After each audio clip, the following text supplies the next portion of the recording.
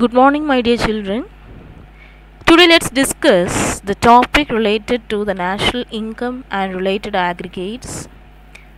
That is, I have explained the two methods to calculate the national income, and the last one is left. That is, the expenditure method to calculate the national income. So, after having studied these fundamental constituents of GNP, it is essential to know how it is estimated, and the three methods are employed for this purpose also. And in my previous modules I have explained regarding the value added method and income method, and the rest one, the expenditure method, I have to explain. So what is expenditure method? So in that value added method or the output method, what we have did, that is, we have sum up all the output produced in an economy, right? And the income method, what we did, we have sum up all the incomes earned by the individuals as well as the factor payments. So here also in this expenditure method, we are going to sum up all the expenditure together.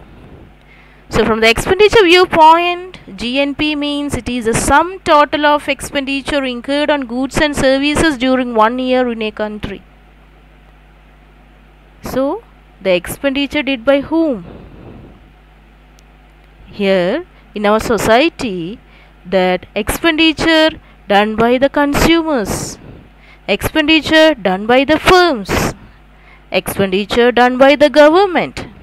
And we know that our country is not self-sufficient in any aspects. So we have to definitely rely upon the international trade. So we have to import or we have to export such products also. So there arises also expenditure. So if we sum up all these expenditure together, we can find out the national income through the expenditure approach to GNP. And here various components are there in this expenditure approach to GNP also. So as I have told you that the consumers, for their consumption purposes, they expend money, right? And if we define this expenditure, the expenditure approach is a method of measuring GDP by calculating all spending throughout the economy, including consumers' consumption, investing, government spending, and net exports. So here, that is, for the consumption, consumers spend their money, and for investment purposes, the firms used to invest money for starting business or some other institutions. So their investment also we can take into account. So expenditure method measures national income as aggregate of all the final expenditure on GDP in an economy during a year. This is the sum of the expenditure made for final consumer goods and investment demand and for net exports. And this method is also known as income disposal method or consumption and investment method. The total income generated in the economy is spent either on consumption goods or on investment goods. So the sum of the total income equals to the sum of the final expenditure incurred on consumption goods and the sum of the investment goods. So Y is the identity used to express the income here. Y. Y means in economics income. The letter Y is used to identify the income. So Y means here income equals, that is, it is used for the consumption demand as well as for the investment demand also. And if we explained, the equations for the aggregate expenditure is AE.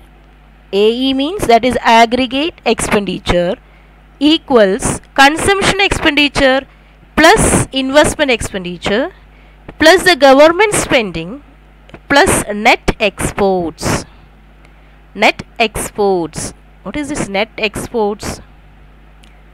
So first they take into account the consumption, household consumption, that is expressed as the identity C. Here the letter C is used to express the household consumption, and the letter I is used to express the investment done by the firms, and the next letter G is used to express the spending done by the government, and X is known as exports and the M is imports. That is spending by the foreigners on exports minus spending on imports. That is X minus M. So these are the various expenditures done by the firms, government and the consumers in our economy. So if we sum up all these values, we can calculate the national income through the expenditure method.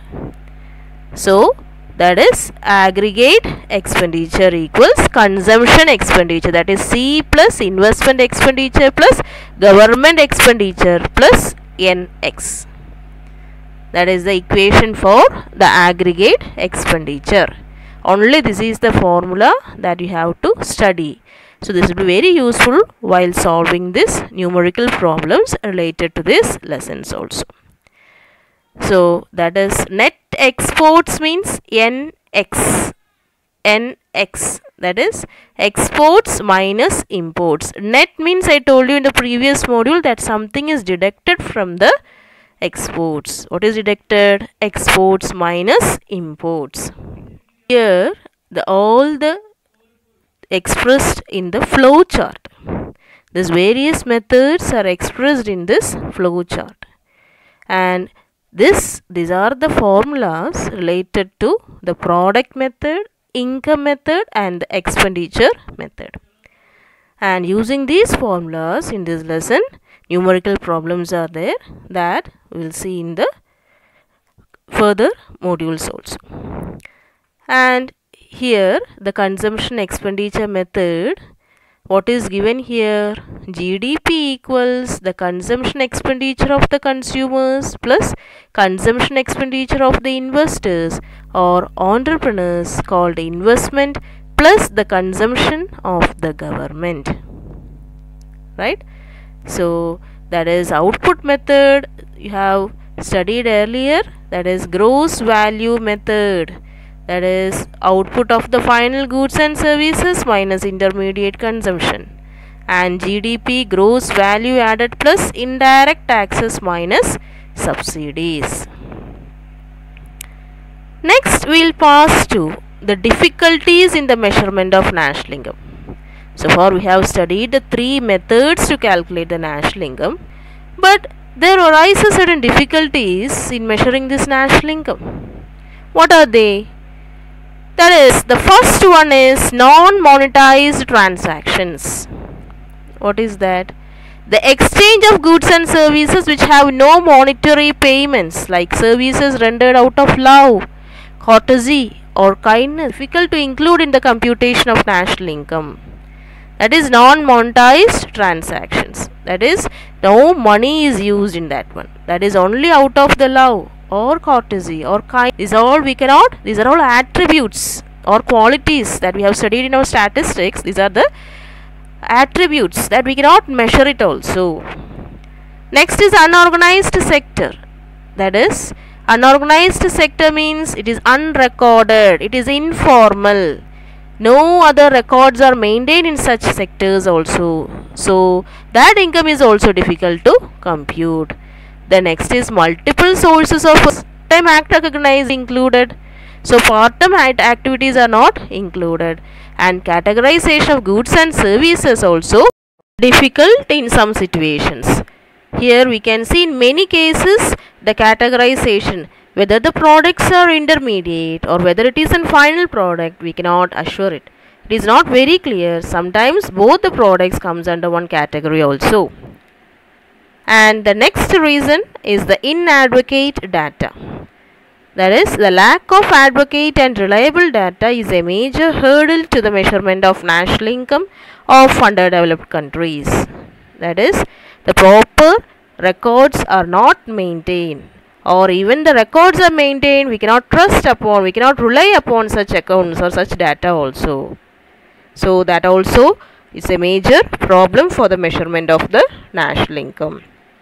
So these are the various reasons for the difficulties in the measurement of national income. Let me read once again. That is, first point is non-monetized transactions. Second one is unorganized sector. Third one is multiple source of earnings. Fourth one is categorization of goods and services. And fifth one is inadequate data. So these are the various reasons for the measurement of the national